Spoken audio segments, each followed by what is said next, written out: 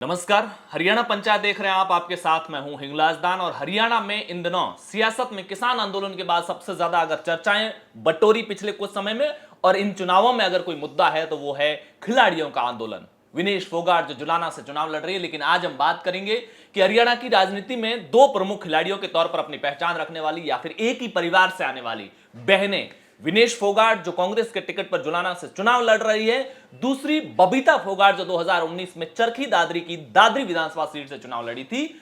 इन दोनों में से ज्यादा अमीर कौन है, किसके पास में कितनी प्रॉपर्टी है, इसी को लेकर बात करेंगे। सबसे पहले विनेश फोगाट की बात करते हैं। हम प्रॉपर्टी में तीन चीजों का सबसे ज्यादा आंकलन करते हैं। पहला, पिछले 5 सालों का जो इनकम टैक्स रिटर्न फाइल किया उसमें इनकम कितनी है।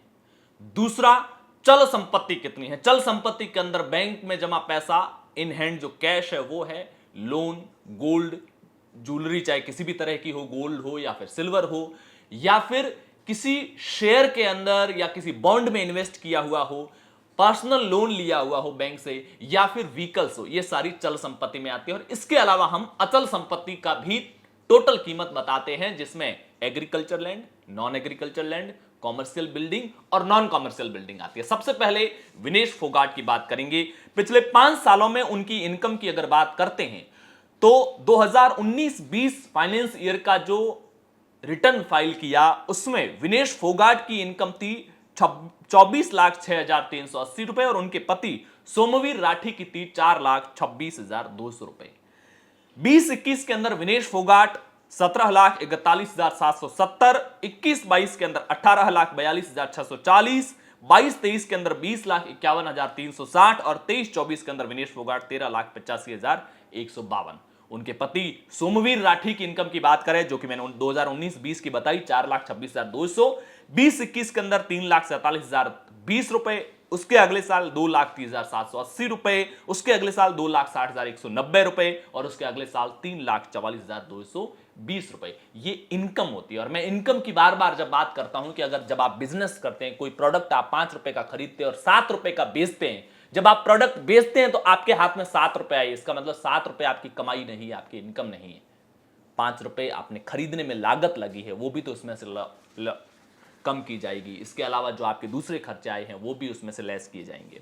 बहरहाल, चल संपत्ति की अगर बात करते हैं विनेश फोगाट की, तो विनेश फोगाट के पास चल संपत्ति 1,10,04,135 रुपए की है, जिसमें से 2,24,500 के आसपास का सोना है और 50 ग्राम के आसपास ही चांदी है उनके पास में।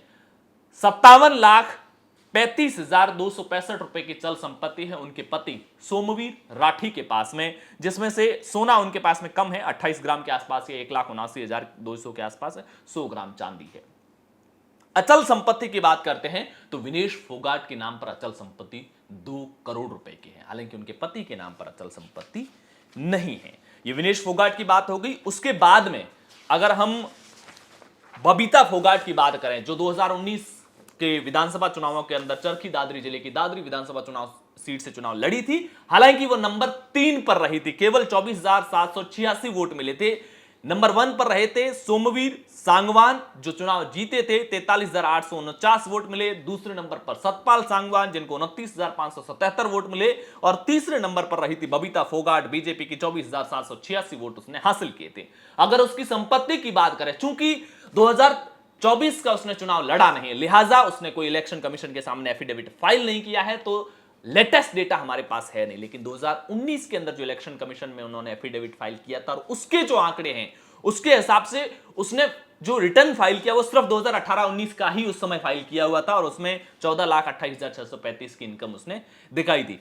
चल संपत्ति के नाम पर उसने 40,75,575 रुपए दिखाई थे, जिसमें से सोना 100 ग्राम का है, 3,80,000 रुपए के आसपास का है। उसके पास व्हीकल्स थे, वो 7 लाख की कीमत के थे, और अचल संपत्ति उसकी 0 है।